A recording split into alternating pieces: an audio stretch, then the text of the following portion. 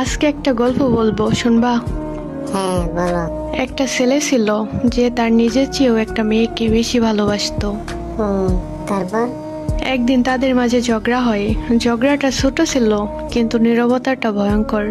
বেশি ভালোবাসা মনে হয় ক্ষতি করে, তাই না? হ্যাঁ করে, যখন মানুষটা চুপ হয়ে যায়। তখন ছেলেটা কি করলো? সে বুঝে গেছিল ভুলটা তারই। তারপর কি হলো? রাত 12টায় প্রথম মেসেজ পাঠাই, সরি আমার ভুল হয়েছে। মেয়েটা রিপ্লাই দেয়নি? না, রিপ্লাই দেয়নি। কেন? কারণ রাগে সে ফোনটা পাশে রেখে ঘুমিয়ে পড়ে, আর ছেলেটা ঘুমাতে পারেনি। তারপর?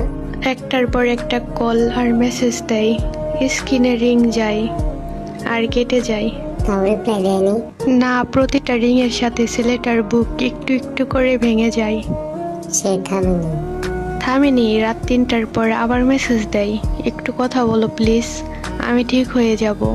মেয়েটা তখন কি চুপ করেছিল? হ্যাঁ, মেয়েটাও কষ্ট পেয়ে গভীর ঘুমে ঘুমিয়ে পড়ছিল। তারপর? সে ঘুমিয়ে পড়ছিল ঠিকই, কিন্তু সে জানতো না কেউ একজন জেগে জেগে নিজের শেষটা ভাবছে। তারপর? ভোর হয়ে যায়, ছেলেটার ফোনের ব্যাটারি কমে আসে, কিন্তু আশা কমে না। আশা?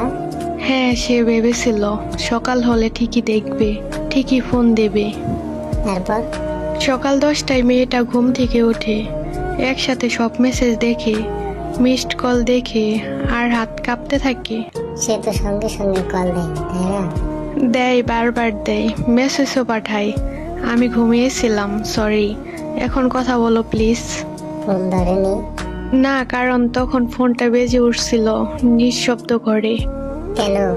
কারণ সেখানে ভালোবাসাটা দেরিতে পৌঁছেছিল। মানে ঠিক করে বলো।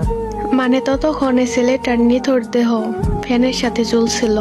একটা ছোট রাগ, একটা না দেওয়া রিপ্লাই, সবকিছু কেড়ে নেয়। এই গল্পটা তুমি আমাকে কেন বলছো?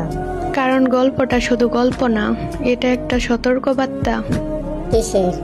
সময় থাকতে কদর করার, রাগের মাঝেও কথা বলার, কারণ কিছু দেরি আর কখনো পূরণ হয় না। ইস, একটা কল যদি। হ্যাঁ, একটা কল, একটা মেসেজ, হ্যাঁ আমি আছি, এতে হয়তো বা পুরো গল্পটাই বদলে যেত। ঠিক বলছো।